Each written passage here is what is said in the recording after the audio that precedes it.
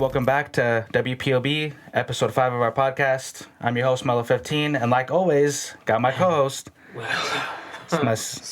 Just like last week, bro, we got a little chillax episode going on. We're doing a fan Q&A. People sent in questions from Facebook, Instagram, Twitter. Well, actually, no one sent any Twitter questions, actually. I guess no one's chirping this week. No Twitter boys, huh? Basically, with this fan Q&A, I'm actually kind of excited because actually a lot of people, they sent us some pretty good questions this time. So we're actually going to start off with my father-in-law. His name's Christian Castillo. His question is, have you two been getting support from your family and friends? And how does it feel to be doing something you dreamed of doing? That's actually a pretty good question. I'll start that off. Big breath. When it comes to support from family and friends, I feel like we are kind of getting it, but not really. Not as much as we'd hoped, at least. Yeah. Obviously our subscriber list jumped up, so people are supporting. I don't know what they expect from the channel per se, so I don't know. I don't want to say it's like, hey, you guys expect more music content, you guys expect more like reviews or comics. I don't know what people are expecting so far. Kind of not all over the place, but kind of tackling, certain things. So maybe that's something if you guys want to speak about comment below. What content do you like to see us review more going towards in the future.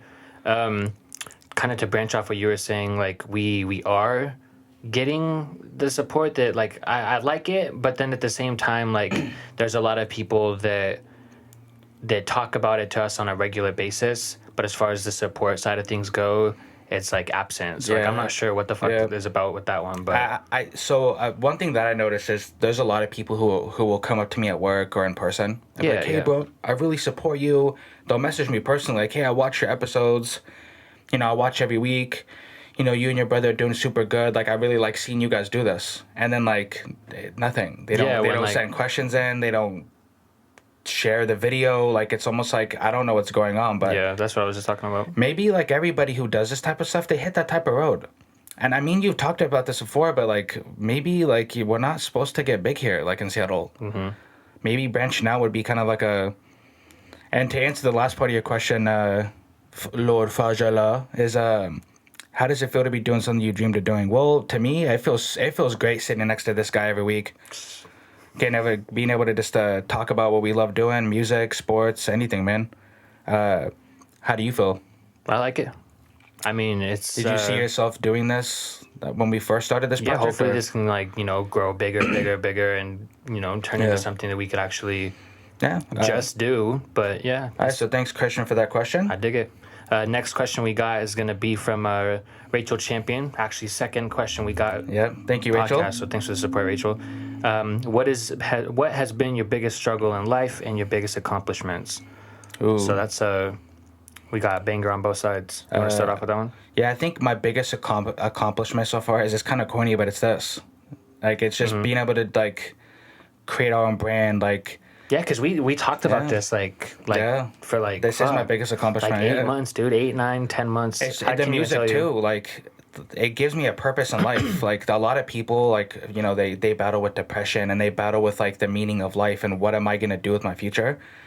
I mean, me and you are just like that. Like, I'm pretty sure you sit there nightly and think about, hey, what is my future gonna be like? And like, if I was to die today, I'd be happy. I'd be like, hey, I did what I wanted to do. I did a project with me and my brother that is beyond words of how I can even explain what we're doing. So that's my biggest accomplishment so far. I think it's the fact that like we talked about it, we set it in stone, and we spent all the time saving, researching the equipment, all that stuff. So I mean, it's kind of cool to do that and be able to do it on a weekly basis. So yeah, that's pretty cool. I wouldn't say it's my biggest accomplishment because I got kids and shit. So yeah, shout out Avery. They're gonna watch this in like 10 years and be like, oh, so your podcast is your biggest accomplishment? Fuck. My kids are probably gonna say the same thing. But you guys aren't even born yet, so chill. Though. And then the biggest struggle, I kind of have to go back to that previous question. I think the biggest struggle, not just for the podcast, but like everything that we do in general, is just like the lack of support. It's hard to like make something on your own when there's not the backbone support that you hoped for. That pushes you to the next level of things. Because think about it, how much more fun this would be weekly if we're putting out content on YouTube weekly, right? Because that's what me and you are planning to do for the foreseeable future. And like like, you know, the more support you're gaining and the more fans subscribe, Just it's being fun. It engaged feels with good. a bunch of people, yeah. Yeah, it feels good to like talk to a community about stuff. So yeah. All right, Rachel. Thanks for the question and Yeah, shout out Rachel, big man. supporter. Our next question comes in from Molly Copeland, which she's also a regular on this podcast, and I really thank you so much for sending in those questions. Her question is, do you think music genres will eventually phase out in the future with new blends, even silly ones like Old Town Road or things like mumble rap? Do you think someday there won't be genres/labels or just music? Me and you've talked about this before. I think I've said this to you before, like on many occasions, that I think certain genres of music will fade out, and I'm trying to remember which one I told you because I think they're already starting to fade out. for the longest time, mumble Or raps. sorry. Not fade out, but they're starting to blend to where it's not, just this or just that. It's like, take, for example, the emo rap stuff. Yeah. They're taking, like, the rock sound, like guitars, this is style of drums, I guess they do, like those riffs, and they're starting to make rap music with it. Old Town Road is taking like country instruments, that kind of stuff. Actually, it's sampled from a rock song, Yeah. but it has a country like aesthetic to it, and they're making rap songs with it. So I think that that's already starting to happen. There's like genres are blending, but I think there's never gonna not be genres. Yeah. Like you're gonna in like 10 years, you're not gonna Like a whole, like you mean like for instance, hopefully this way you're talking about like just basically like for instance like rock. There'll Yeah, never there's be never a not day gonna where there's be. no rock. Yeah, Yeah. like subgenres will disappear for sure. Like for instance, mumble rap. I'm pretty sure that's a subgenre of rap. Sorry, I can't speak today. I'm pretty sure that's a subgenre of rap that will like eventually fade out. Like Yeah. in the future, no one's gonna care how much money you have. Cause think about it, you're talking like, I'm pretty sure a majority of your fan base is like people who are poor, or people who are like, hey, I'm a working class citizen who like just I survive. They don't want to hear about how you have rollies and All the fuck bitches flexes and 24/7. stuff, Yeah, yeah. like no.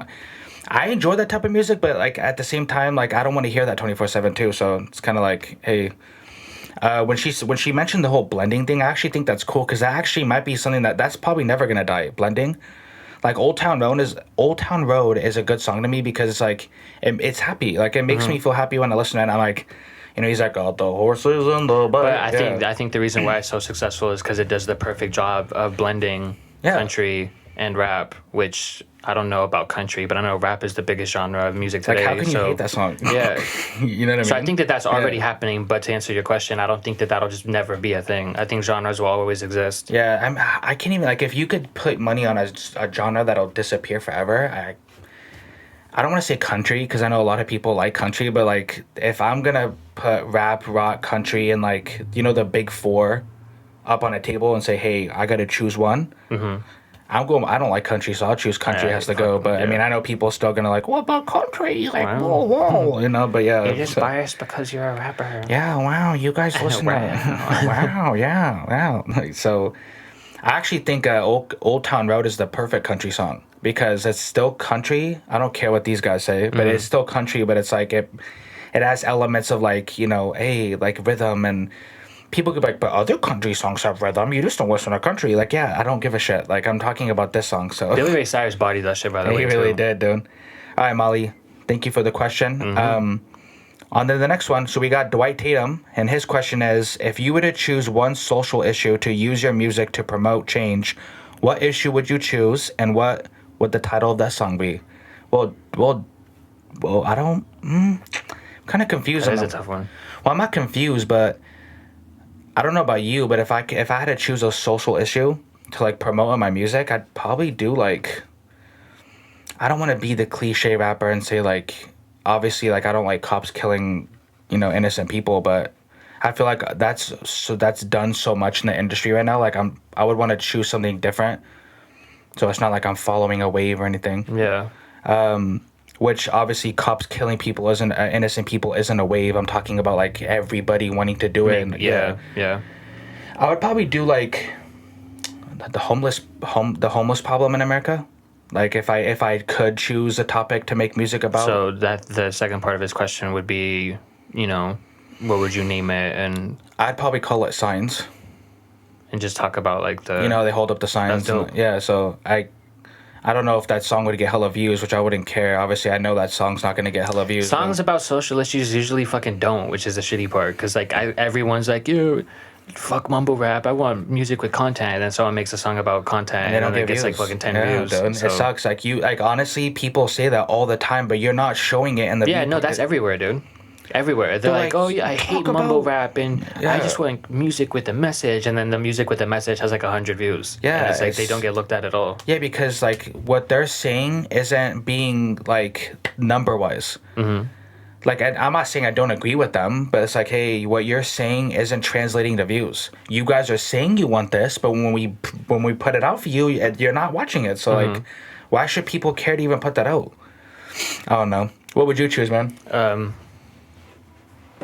I might sound like a retard, dude, but I have no clue like what social issues even are. Like I know what social issues are, but like I don't know how to like make a song about it. Yeah, yeah. Because there's like you sound like Will Smith, dude. Like my parents and yeah, like you could make a song about like racism or animal abuse and that like anything really. I just don't know how to make songs about that. So.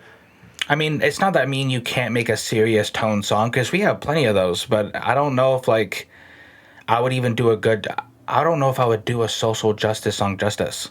Like, I don't know if I'd make it good enough for people to even want to care to listen. Yeah. I mean, that'd be kind of a cool little project I can do in the future to try to make a social justice song, but, like, I don't know. I know this isn't really an answer to the question, but I don't know. Would you consider, like, the whole, like, pollution thing and environment stuff a social issue? I would consider like kind of both, like more environmental. I don't know if it's social. I think isn't social justice like I'm saying it wrong. I can't speak today, man. Yeah. Is social justice like I'm pretty sure it's like stuff that like involves like the communities. Yeah, and, yeah. So I don't know. Hey, Dwight, thank you for that question, man. It's kind of that is a tough one. So I hope hopefully you're satisfied with that answer we gave you. All right. Next question comes in from Real J Fitty. And this was from Instagram, and his question is, if you could live inside of a show, which would you choose? So for me, And actually, Jay Fitty, thank you for sending that in. He's also one of our, someone that sends in a lot of questions and, actually does what would you go with? Man, man, you guys know what I would go, bro. I don't know. I got it tatted on me. I don't know if the cameras are gonna end up picking it up, but I would actually go with Sons of Anarchy, bro. Hands down, I would go with Sons of Anarchy. You'd want to like live. Hell yeah, bro! Like it put me in the show as Jax, and oh my god, dude, I'm taking fucking heads off, dude. That show, like, okay, like if I'm not. I probably have to be right there with you. Yeah, dude. I fuck with that show so heavy. You put me on, bro. You told me like, hey, this is our. You didn't say it's our life, but you're like, hey, the show reminds me so much of us. Like this is what we would be if we were a TV show. Because my favorite show ever would probably be like Breaking Bad. Yeah, but I'm not trying to. I'm not about that shit, dude. So, like, I don't know. Just like when it's Breaking. So I would probably have to go with Sons with you because that'd be kind of crazy. Sons had so much like for me. It was just like the camaraderie, like the brotherhood, like. The relationships, Jack Bell, all this Jax Bell, all the bad stuff that happened to these guys, like it was so crazy, and like it had me at the very end of the series. I don't want to spoil it if you guys haven't seen it, but it was one of the few series that I watched that when it ended, I was like, damn, I cried. I was like, damn, this sucks, man. Like, yeah, when I was I didn't watch that show when it first came out. Yeah. Fuck me. But when I ended up binge watching it. Like at the height of my binge watching, I would watch like a season a day, dude. Like just spend a whole fucking day watching a whole season. So like it got like super. I'm missing the word here, but like I became like super involved with it, yeah. Yeah. And so when it finally ended, and like I watched the last episode, I just felt like a hole, like in my, like a void. I was like, dude, what do I do now? I was sitting there. I think it must have been like 4 or 5 in the afternoon, and I was like, okay. So now that the show's over, like I was just sitting on my bed. I'm like, all right. So I know for a fact that Emily like when we at the height of the binge watching, same thing. She's like every single second of our day we watch the show, and I'm like, cause like this is so good, and I'm right with you, bro. Like when the show ended, I would sit there and I'd be like. I just sit there like, wow, what do I do now? Like, I didn't even know what to do. Like, I felt like my life was incomplete. And actually, that's the only show that I wish I could unsee and then watch again. without knowing anything, like just unseen. My only complaint was there was a couple moments like series wise where like a few episodes were like just too bland or like filler, or like a season would stretch too long. But yeah, that whole show, yeah, it just got to me, man. So that's probably what I would go with too. The second part of his question about the podcast, like ironically, like I don't even really watch podcasts, to be honest with you. So the top 3 favorite podcasts. but the ones that I know about that like I frequently see myself coming back and watching clips of. Yeah. I like Joe Rogan's a lot. Yeah, me too. Joe Budden. Joe Budden, so the 2 Joes, and I like a third Collider one. Live. They're like one of my favorites. So, and the Rule of 2 podcast is a Star Wars podcast. But yeah. And then what's the dude with the curly hair and is like he has a Russian wife? Oh, H3. Yeah, H3, yeah. I watched them like here Oh and my there, but god, I never dude, like she's so funny. She's like, my name's Hila, or like I don't know. I love them, man. I don't keep up with podcasts like that, so. All right, Jay Fitty, thank you for that comment, man. Yeah, shout out to you, man. Next question comes from the big man himself, Axel. Yeah, we got Axel. He said, your thoughts on Kanye's Sunday service. Hey, Axel, I know you're a big Kanye fan, I know. So I'm going to need you to sit down for a second because this shit's about to get real, dude. Yeah, I don't give a Stephen H. fuck. says shit. Yeah, I don't give a fuck. Put that camera on me. Yeah, put that goddamn camera on me. I don't give... I know for real. Axel, sit down, bro. You're going to get pissed. I really don't fuck with Kanye. I don't care about him as a person. Mm-hmm. Frankly, like, since the whole Drake thing happened, like, I don't want to listen to your music no more. I don't want to hear nothing about you, bro. Shut the fuck up, dude. So, like seriously. Like, I've never, like, watched the Sunday service thing because, like, I don't even know where you would, honestly. But I've seen that clip that I'm about to pull up right now. And, yeah, one sec.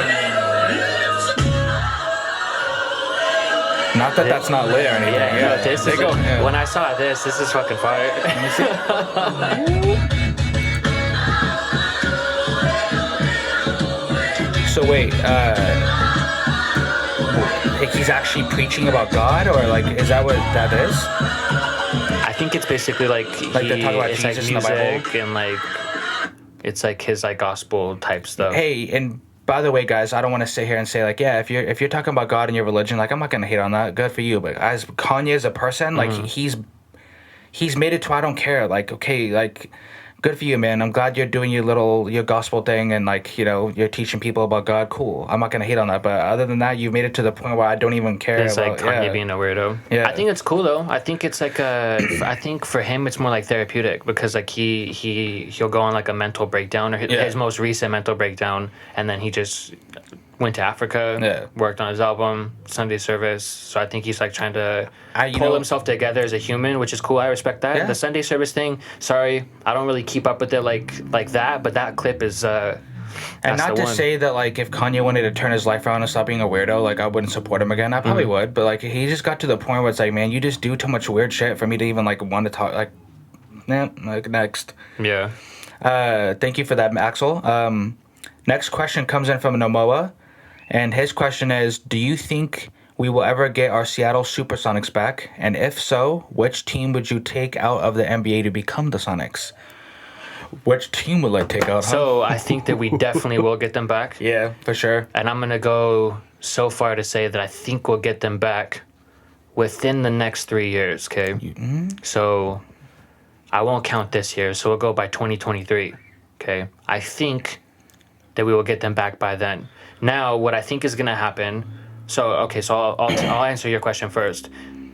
Which team would I take out of the NBA to become the Sonics? I would go with the Kings. One, because the Kings were already about to get taken out anyway, right? They had their little thing like 2 or 3 years ago where like they were that close to like losing their team. And the Kings, I think, are about to be fired this upcoming... They already kind of were this year. They just kind of like, you know, burnt out. But I think they're going to become like that team next year. Yeah. So I would say the Kings because that would be a good little... You know, I don't want to have like the fucking Suns or something come to Seattle and we have like a shit team. So I think the Kings would be perfect. But what I think they should do is I think they should add expansion teams. Okay, so I think that they should create 2 new teams, obviously to balance it out. So I think that they should give Seattle a team. And as far as another market could go, Las Vegas probably. They're kind of like they're already getting like football teams and shit. So like Seattle and Vegas should be the expansion teams. They should put those 2 in the West because Seattle, Vegas, that's an obvious one. They should take Minnesota and just ship them to the East. Boom. Shout out my Minnesota fam. But yeah, so boom, boom. Sorry, not boom, boom. Two teams. It's a lot of booms. Put them in the West. Seattle, Yeah. Las Vegas. I didn't think of that, but that's a good one. Yeah. And then Minnesota to the East. Problem solved. But I don't know if they want to make the league bigger like that. If they do what Nemo was talking about and just take a team and ship them to Seattle, I would prefer them to be the king. Yeah. So that's my answer to that question. Again, guys, I'm gonna need a lot of you Clipper fans to take a seat real quick, because if any team's getting taken out of the NBA, let's get the Clippers out of LA, dude, because There can only be one. yeah. So They're the better LA team this year, though. So. Well, I know I'm a big Lakers fan, right? So, and yeah, you're right. The Clippers were the better LA team this year. I just feel like no matter what they do, literally, no matter what they do, the Lakers will always run that city. Mm-hmm. The legacy of the Lakers is just too big. So it's almost like, hey, do you guys want to be the little brother to the Lakers your whole life, or do you want to keep chasing their shadow, or instead, like that's the team that if they leave the LA market, it's like, oh, okay, well, we still got the Lakers. Yeah. But and they leave to Seattle, it's like they have their own state, their own city, their own fan base. You're not sharing the city with nobody. You're your own thing. And if you create a legacy in Seattle, that's your legacy. It's not like, hey, I'm chasing after the Lakers my whole life, Because I feel like if you take the Kings out of their area, it's like, hey, their fans are gonna be like, but what about us? Yeah, you took the Kings from us. Yeah, and it's gonna be the same shit that Seattle happened. That's what I said. So Yeah. if they decided to add two teams, they don't take anybody. That could work. Well, I don't even know what Minnesota's doing in the Western Conference anyway. Minnesota's way the fuck over there. Why are we? I know people might get mad at me too, and cool. I actually think that if Seattle does get their basketball team back, I think we should choose a new name. I know people don't agree with me on that, but it's I feel like to fully move on and get closure from the last situation, why rename them the Sonics? I wonder how that would work, because right now, I know OKC still has the history. Yeah. So if you go into video games and stuff, Yeah. if you go to it'll say the OKC Thunder record for blah blah blah, and then it'll show a Sonic stat. I couldn't pull up that stat right now, but. It'll show a Sonic stat because technically that's part of their team history. So if we ended up getting the Sonics back, I wonder how that would work. I know people in Federway, Des Moines, and all that. I'm like, but we're the Supersonics. We should stay the same name. Mm-hmm. You don't know sports, Mellow 15. It's like, yeah. I'm just giving you my opinion, and my opinion is that'd be cool to change the name and give us a new identity. Do you have a name off the top of your head? I know people are gonna be like, but he couldn't even come up with a name. But he wanted a name change, right? No. You want a name? Come up with one. I mean, I don't really I'd have to think. There'd be some cool ones we can come up with. I know for sure. They're trying to name there was a hockey. You know how we're getting a hockey team? They're trying to name it the Sockeyes. Hell no, dude. Oh my god. And people were hella excited to vote for that. Seattle Sockeyes? Yep, we're gonna be the Sockeyes now. No, you guys were hella pumped for that trash ass name. You guys were hella pumped. And don't sit there on the couch like this. Well, me? You were definitely hella pumped. So the Sockeyes? Yeah, what is dude, that? yeah. So if I'm gonna come up with a name for the new Sonics, it's not gonna be the Sockeyes, I'll tell you that much. So yeah. I know, that's a good ass question, man. Our next question comes in from the Khaleesi herself, Emily Castillo, and her question is, what is the spookiest thing that's ever happened to you? All right, so believe it or not, right, I really haven't had anything spooky happen to me. I'm hella Reggie, dude. I think the spooky shit that's happened to me in my life is probably it's your shit. Or not your shit, but technically. So it's scary stuff that's happened to you, scary stuff that's happened to people around me that I just happen to be around. It hasn't directly happened to me, so you're gonna have to carry this one. So I actually got a story. Only certain family members and friends even know about this, but if I were to tell anybody hey, the scariest thing that's ever happened to me, it's the time when me and you were kids. We were living in Everett. We had a pretty big house at the time. We're outside playing. We have our little sticks. We're pretending to be Jedis or whatever. I think we just saw Pirates of the Caribbean, so we were pretending to be Jack Sparrow and And I remember we looked up in the sky, and we had seen, to me, what looked like, obviously a UFO.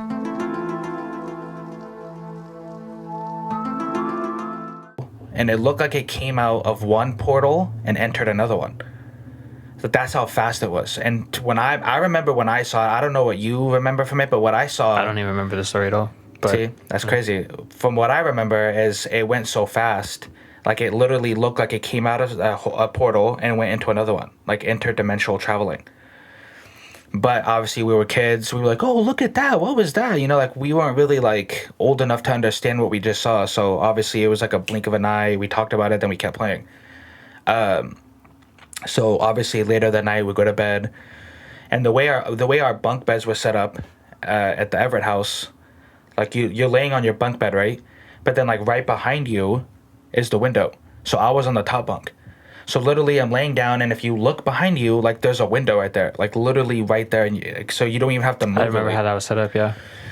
Yeah, so I'm trying to explain it for people at home because hopefully they get like the visual of what I'm talking about.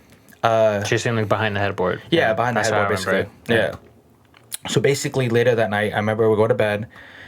I think it was like 3 something in the morning, or it was around 2 or 3. It was like super late at night. Everything was super dark, and I remember getting like, I don't want to say a knock, but I remember feeling something. Like, I'm getting goosebumps, dude. I'm getting goosebumps talking about it. It's crazy. I remember, I don't know if it was a knock, but I remember turning around and I see these 2 guys standing out the window. Like, so I turn around, I'm like, okay. And there's these guys standing there in suits. Now, this is before I even knew what Men in Black was. I never knew about them. I didn't know that other people had this experience. I had no idea that this is what this was. So I just see these 2 like guys standing outside the window of our house, just staring at me. And like I don't know how to explain it, but the presence I felt, you can't really talk. It's like you can't really move. Like you're like it's like a weird like daze feeling. And I remember I opened the window. I don't know why. I'm doing white people shit that they do in movies, but I opened Hello. hello. I opened the window and they basically like they had no eyebrows. I don't remember them having hair. I don't remember their voices sound like monotoned, like this, like we know what you saw today. Like, but it didn't sound human. I don't want to say it sounded like alien, but it didn't sound like what a human voice would sound like. And I'm getting hella chills talking about this, but I remember them telling me like, hey, we know you and your brother saw a UFO today, and if you tell anybody about it, you know, then we're gonna have to get rid of you. And I was like, oh, like I couldn't talk. Again, there was like this very large, like a looming presence surrounding me. Like I couldn't even like comprehend what was happening. And I remember saying to myself like, oh, what's going on? I told the guys, I'm like, yeah, I promise I won't say anything. And they're like, yeah, because if you talk about this again, we're gonna have to come after you. So this is why I never told this story until like in high school. I don't remember telling you for like years. I think I told I don't you. even remember. Yeah, I told you, mom, and like a bunch of family members like years later. That's how scared I was. That I didn't say anything. And I remember they were like, hey, how do we know you're gonna keep your end of the bargain? And I was like, I couldn't talk. And it was weird. Like it was almost like I only talked when they made me talk. They were like, okay, go grab a piece of paper.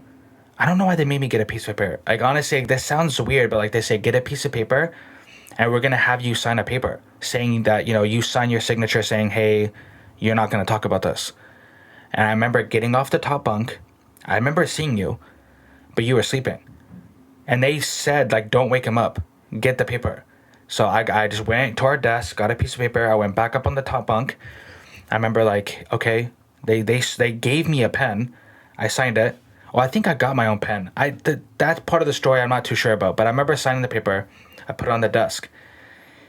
After that, I remember shutting the window. They're still staring at me, and I don't remember falling asleep. I remember waking up the next morning. It's daytime, you know, the birds are chirping type stuff, and I remember like looking over at the desk, and that paper was still there with the signature on it. And I remember like crumpling it up, throwing it away, and I didn't tell nobody nothing. I was so scared to say anything because like obviously they said, hey, if you talk about it again, we're coming back for you. Obviously, like I keep saying this, but I have hella goosebumps talking about it right now because it to me, regardless of what people are gonna say in the comment section and stuff, that was real to me. Like that actually happened. So that's to me, that's the scariest thing that's ever happened to me. And that's like I said, years later, you know, I would watch YouTube videos and like other people had similar experiences. And I was like, holy crap, like I got visited by the Men in Black. But at the time, I didn't know what that was. I was a kid. So I remember watching this YouTube video and I sat there staring at it, like I paused it and like I had like this moment like, whoa, like what I saw when I was a kid was the Men in Black. Other people said the same thing, like, hey, they don't have eyebrows, like there's no hair there. They look like they're wearing fake human skin, like they talk in like these weird deep monotone voices. Like I was like, dude, that's what I experienced. That's when I finally came forward with my story. Like I remember we were talking to mom and a bunch of people in this group out in the backyard, and I got, you know, even then I was scared to tell that story. So yeah, I mean, you guys comment below, let me know what you think of that story. And yeah, it is kind of the scariest thing that's ever happened to me. So yeah, I don't have nothing like that one. So basically, that does it for that. I guess the next part of, not part, but like what we got going on in the future, like I mentioned earlier, if you guys have any recommendation or advice on the future content to come, we got interviews lined up. Don't want to say too much about that. We got interviews lined up, guests that we'll just bring for, you know, here and there that just, you know, join us for the conversations. So we got various things lined up that we're gonna try to incorporate into our schedules here. Yeah. But you know, we're trying to just plan. Just let us know. And you guys, if you say you support us, you know, share the video, give it a like, subscribe, tell your friends about it, because you know this can go a long way, and it can't. So either way, like, hey, if you guys are seriously supporting us and you want to do more, let us know. I'm also wearing a WPOB hat, so if you guys are interested in that type of stuff like merch, let us know and we'll get that put together. Yeah, we already have shirts, hats, all the jackets, all the good stuff. So just basically don't say you support us and then like don't ever like do anything. Like, you know, show us, you know, let us know what's going on. So as far as Q&As go, we're trying to do at least once. So what our plan is to do it on the first week of the month. So with this today, we shooting this be May 1st. I believe so, yes. And the last one was like the first week of April. So the first Wednesday of the month. If not, we'll try to maybe spread them out a little bit more. That's the plan, at least. We have new music dropping next week, so stay on the lookout for that. It's going to be on Spotify, Apple Music, wherever you stream music, to be honest. Which I hate when people say that. When you tell them like, oh, hey, we make music, they're like, oh, where do I find it? We make the same place you listen to your other music at. It's not like there's like a separate website for like local rappers. No, it's the same fucking place you listen to the rest of music at. YouTube, iTunes, all that stuff. Yeah. It's such a fucking stupid question. Anyway, yeah, thanks for watching, you guys. Like he was saying, like, share, tell people about it if you really want to support. And we'll see you guys for episode 6. Boom. Take off trying to hide my huns. Like a robbery, I'm on the run. Robbery in session, I'm that menace. Stack them bags. You play Tetris, bitch, I'm with it. My chick getting it. Shh. Robbery in session. I need a bag. Give me the bag, bitch. I keep a poker face, but bitch.